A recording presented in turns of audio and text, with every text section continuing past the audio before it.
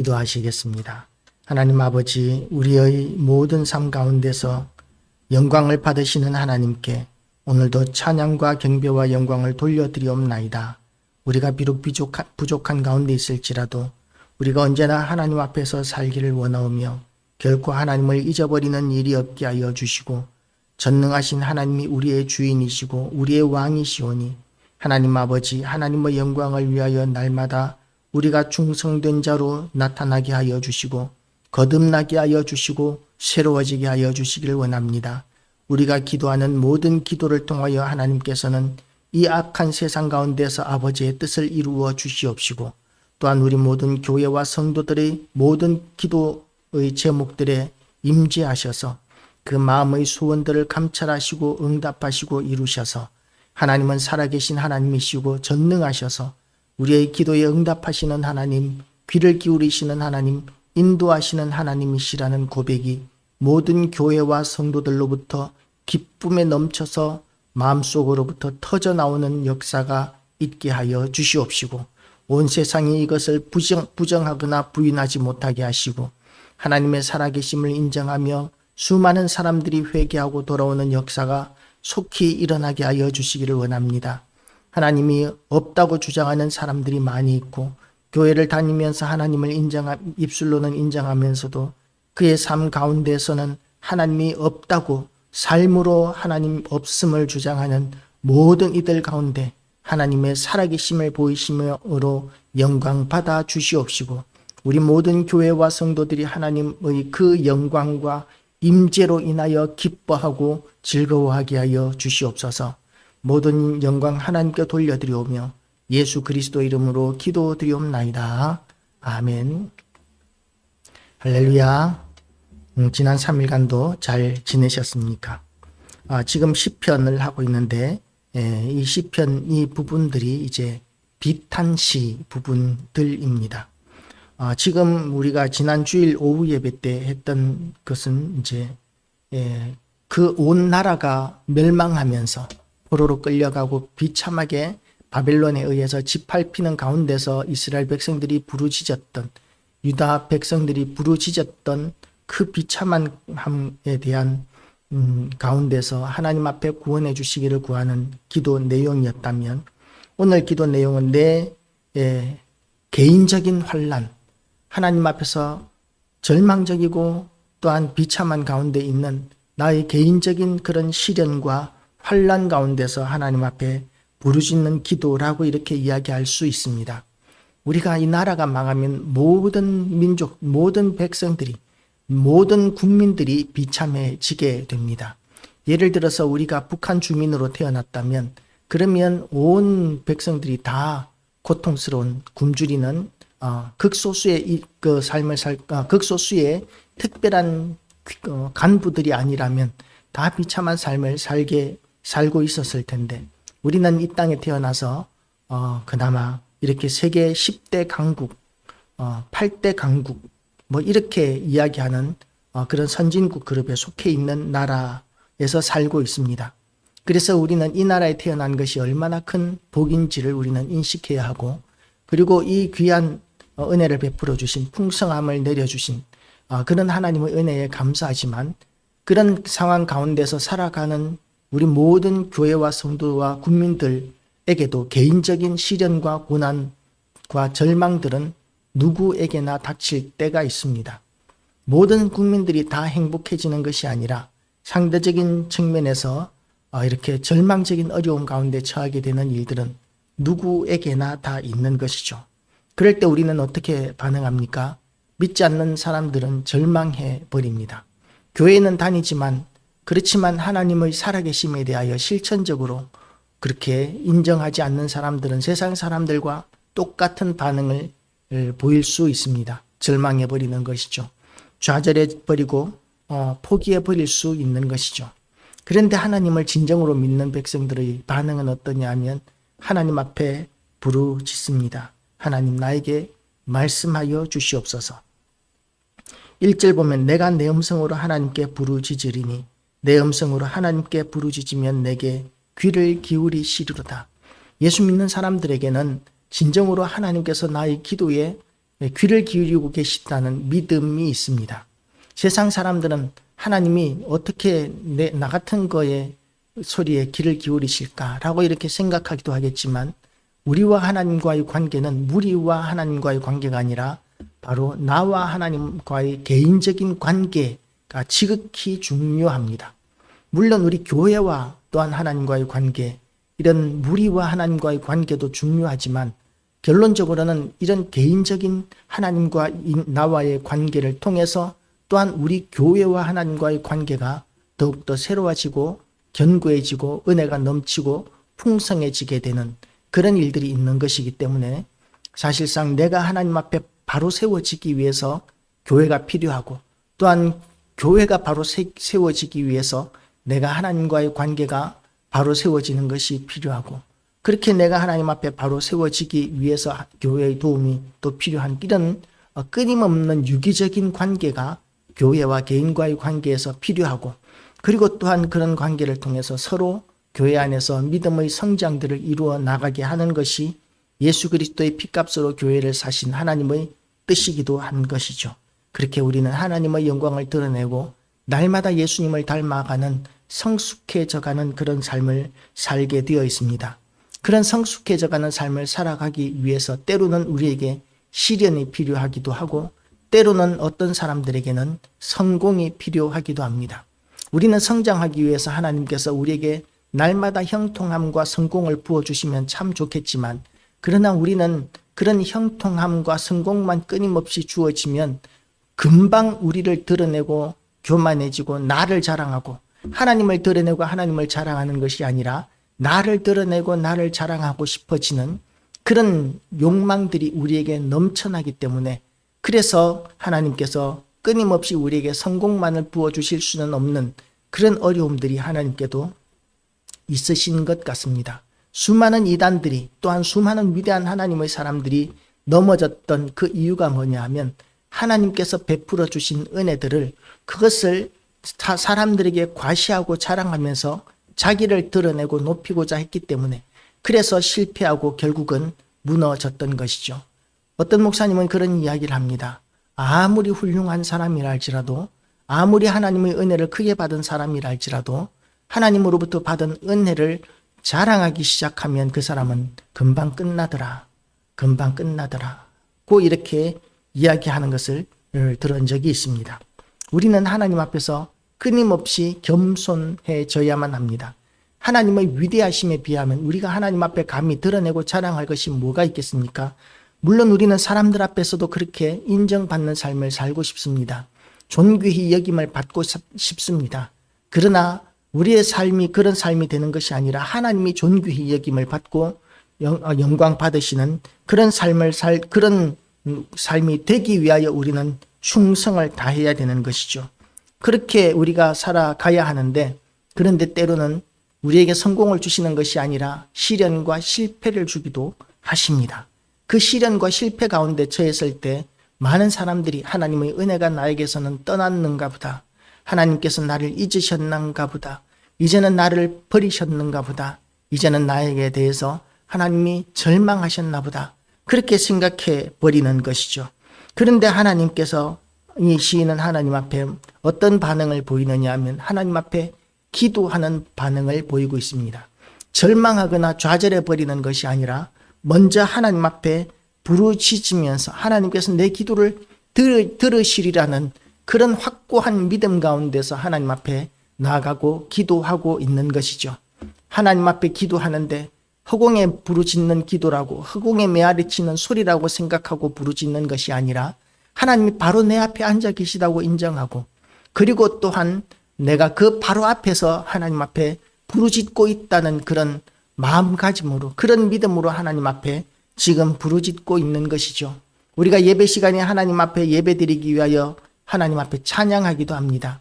제가 학생 때 처음 교회를 나갔을 때 중학교 2학년 때였던 것 같아요. 교회에서 이렇게 수천 명이 앉아서 예배를 드리는데, 그때는 제가 부산에서 어떤 큰 교회에 잠깐 다녔었는데 신앙은 없었지만, 그러나 이제 그 선생님이 교회에 나오는 것을 강요하셨기 때문에 그렇게 교회를 잠깐 중학교 2학년 때인가 1학년 때인가 이렇게 다녔었는데, 2학년 때였는 것 같아요. 그런데 이제 그때 이제 찬송가를 부르면 수천 명이 이렇게 하나님 앞에 찬송가를 부르는데, 저는 그때 어떤 마음이 들었느냐 하면, 이렇게 수천 명이 하나님 앞에 찬송 부르면서 헷갈릴 수도 있겠지만 하나님께서는 내 찬송을 구별해서 들으신다라는 그런 마음이 있었습니다. 하나님께서는 내 찬송을 구별해서 들으신다. 그래서 수천 명이 그렇게 찬송 부르는 그 예배당 안에서 제가 정말 정성껏 찬송가를 불렀던 그런 기쁨이 그때는 있었습니다.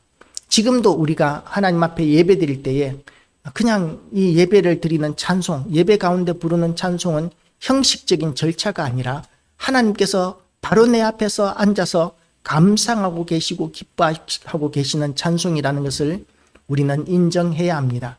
길을 가면서 부르는 찬송도 하나님께서는 듣고 계십니다.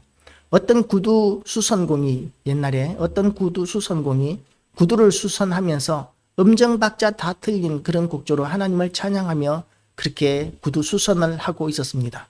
그런데 하나님께서는 하늘에서 그 구두 수선공을 얼마나 기쁜 마음으로 내려다보고 계셨는지, 그러니까 천사가 하나님께서 그 찬송을 기뻐하시는 것을 보고 그 구두 수선공이 너무 부러워서 구두 수선공에게 가서 우리 자리 바꾸자, 네가 천사해라, 내가 구두 수선공 하겠다 라고 이렇게 이야기를 했다고 하는 것이죠. 그랬더니 그 구두 수선공이 천사가 되고 그 천사가 구두 수선공으로 자리를 바꿨습니다. 그랬더니 하나님께서 그전처럼 그렇게 구두 수선공의 찬송, 천사가 구두 수선공이 되어서 부르는 그 찬송을 그렇게 기뻐하지 않으시더라는 것이죠. 그래서 그 구두 수선공이 된 천사가 하나님 앞에 따졌습니다. 하나님, 예전에 구두 수선공이 음정박자 다 틀린 거친 목소리로 하나님을 찬양할 때는 그렇게 기쁘게 들으시더니 지금 제가 적어도 천사인데 천사의 목소리로 하나님을 너무나 아름답게 찬양하고 있는데 왜 예전만큼 기뻐하지 않으십니까? 라고 이렇게 하나님 앞에 따졌더니 그때 하나님께서 주시는 말씀이, 너는 마음 중심으로 정성을 다해서 부르는 찬양이 아니지 않니? 그 구두수선공은 정말 마음을 다해서 정성을 다해서 나를 찬양했기 때문에 내가 그것이 너무나 기뻤다라고 이렇게 말씀하셨던 예화를 본 적이 있습니다.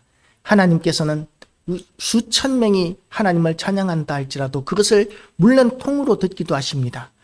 큰 무리의 그 물소리와 같은 그런 찬양도 하나님께서 기뻐 받으시지만 성도 한 사람 한 사람에 대해서 하나님께서는 다 개인적으로 듣고 계시고 그리고 귀하게 여기시는 하나님이시기 때문에 내가 기도하는 것도 수천 명, 수천만 명이 기도한다 할지라도 내 기도를 하나님께서 구별해서 들으시고 그리고 응답하시는 하나님, 귀를 기울이시는 하나님이심을 믿으시기를 축복합니다. 우리 하나님은 나를 개인적으로도 사랑하십니다. 인간 전체를 놓고도 하나님께서는 인간들을 사랑하시지만 그러나 하나님께서는 믿는 사람 한 사람을 너무나 귀하게 여기시는 하나님이시라는 것이죠. 그래서 우리는 하나님 앞에 기도할 때 강하고 담대함으로 기도할 수 있습니다. 하나님께서는 내가 환난 중에 부르짖을 때에 나의 기도에 귀를 기울이시는 하나님이십니다. 그 믿음이 환난 가운데 있는 이 시인에게는 확고하게 있었던 것이죠. 나의 환난 날에 내가 주를 찾았으며 밤에는 내 손을 들고 거두지 아니하였나니 내 영혼이 위로받기를 거절하였도다. 하나님께서 응답해 주셔야 위로를 받고 하나님께서 함께 하시지 않는다면 이 세상의 어떤 사람들의 위로도 도움도 나에게 위로가 되지 않는다라고 이렇게 고백하고 있는 것이죠. 우리는 무엇의 위로를 받습니까? 사람들의 위로하는 말에 또한 도와주는 손길에 우리가 위로를 받습니까? 예, 그것도 우리에게는 큰 위로가 됩니다.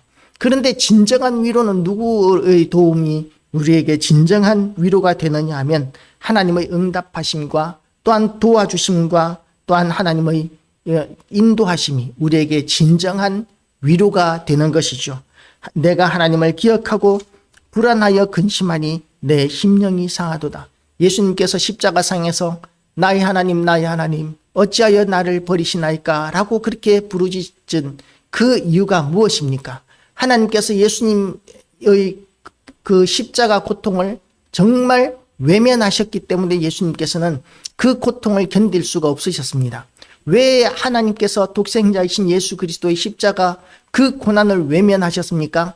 예수님께서는 세상 모든 죄를 짊어지고 십자가에 달리셨기 때문에 죄의 저주를 받은, 우리가 받아야 할 그 죄로 말미암은 저주를 예수님께서 온전히 담당하고 계셨기 때문에 온전히 거룩하시고 완전하신 하나님께서 그 죄악 덩어리인 이 세상의 모든 죄를 짊어지고 계시는 예수님께 결코 함께 하실 수가 없으셨던 것이죠. 그것이 예수님께 가장 큰 고통이셨습니다. 우리가 겪어야 하는, 하나님께로부터 버림받아야 하는 고통까지도 감당하셨던 것이 예수님의 십자가였었고, 하나님으로부터 외면당하시는 그것이 예수님께서는 가장 고통스러운 일이었었습니다. 성도에게 있어서 가장 고통스러운 일도 바로 하나님으로부터 외면받는 것, 버림받는 것이 가장 고통스러운 고통이라는 것을, 상황이라는 것을 우리는 알아야 합니다. 하나님께서 나를 버리신 것이라고 생각한다면, 하나님께서 나를 외면하시는 것이라고 생각한다면, 그러면 우리의 고통은 몇 곱절로 고통스러워지고 몇 곱절로 절망하고 좌절하게 되어 있습니다.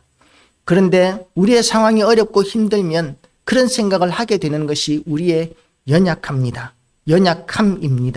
주께서 내가 눈을 붙이지 못하게 하시니 내가 괴로워 말할 수 없나이다. 이제 하나님께 대한 원망들을 지금 시인은 고백하고 있는 것 같습니다.